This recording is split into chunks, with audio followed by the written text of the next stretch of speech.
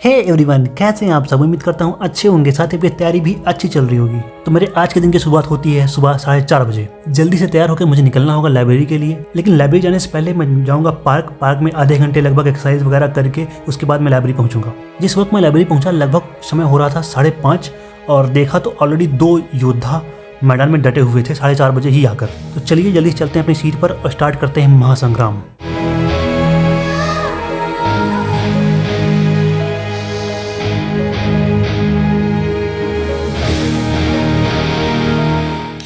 सबसे पहले तो मैं आपको आज का अपना प्लान बता देता हूँ। वो कुछ इस प्रकार है कि सबसे पहले तो जैसे मेरा 6 घंटे का स्लॉट होता है लाइब्रेरी में, तो सबसे पहले स्टार्टिंग के 3 से 4 घंटे मैं मैथ्स पढ़ूंगा और उसके बाद 1 घंटे का सीजीएल फुल टेस्ट दूंगा 2024 का जो PYQ होगा, और उसके बाद फिर 1 घंटे का लगभग एनालिसिस रहेगा और तब तक मेरे ख्याल से 11:30 से 12 बज जाएंगे करते करते। तो घर जाएंगे, खाना वगैरह खाएंगे, थोड़ा रेस्ट करेंगे, फिर अपना सेकंड स्लॉट जो स्टार्ट करेंगे वो घर पे ही स्टार्ट करेंगे, रूम पे ही।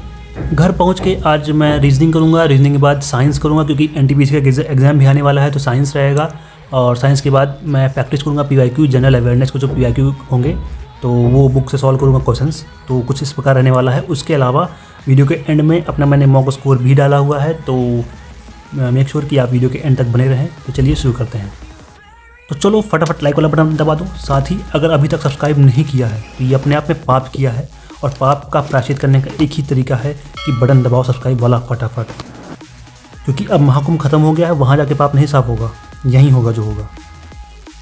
तो आज मैंने स्टार्टिंग का जो 1.5 घंटा था वो मैंने मैथ्स के ज्योमेट्री को दिया, जिसमें मैंने PYQ क्वेश्चन सॉल्व किए हैं PYQ बुक से जो मेरे पास ऑलरेडी है, तो उसी से मैंने क्वेश्चन सॉल्व किए हैं। उसके बाद का जो मेरा 1 घंटा बीता है वो बीता है 3 सेक्शनल मॉक टेस्ट लगाते हुए जो 2024 के थे सेक्शनल मॉक टेस्ट, तो वो मैंने सॉल्व किए हैं 1 घंटा, यानी 20-20 मिनट का होता है, तो 75 क्वेश्चन सॉल्व वहाँ से हो गए। उसके अलावा फिर बचे हुए 1 घंटे मैंने उन्हीं सेक्शनल मॉक को एनालाइज़ किया है। तो एनालिसिस करने के बाद फिर मैंने एक फुल टेस्ट दिया, जिसका स्कोर मैं आप वीडियो के एंड में बताऊँगा।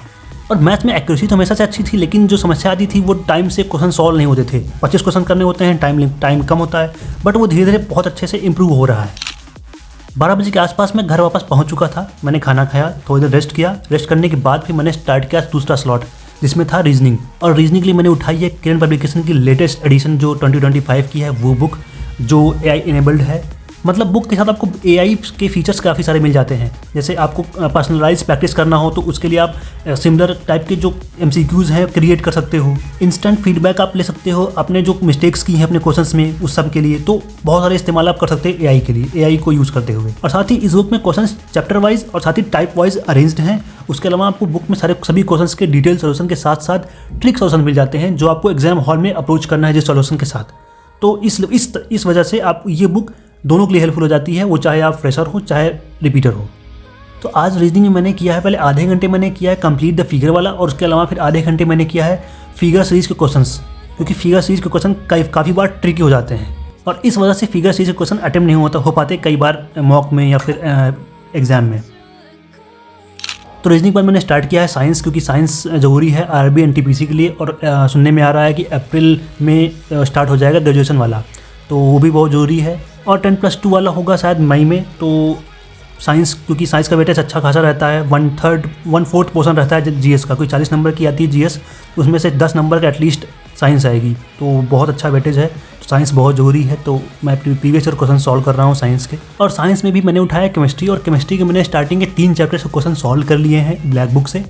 और उसके बाद अब मैं अगला नंबर स्टार्ट करूंगा, शायद हो सकता है बायो का, क्योंकि बायो बहुत ज़्यादा वीक है। क्योंकि यार बायो में ऐसे टर्मिनोलॉजीज़ होती हैं कि उसको याद ही अच्छे से नहीं हो पाती हैं, तो इस वजह से कभी पढ़ने का मन भी नहीं होता।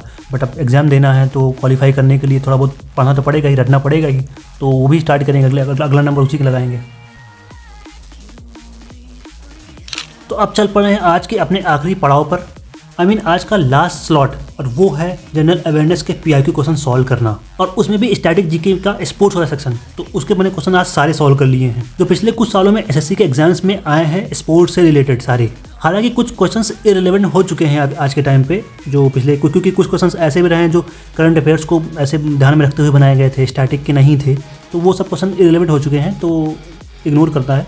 बाकी लगभग सारे क्वेश्चन सॉल्व कर लिए हैं, और रिवाइज करते रहेंगे बीच बीच में, तो याद भी रहेगा। तो चलिए अब वक्त हो चला है आपको अपने मॉक स्कोर की तरफ ले चलने का।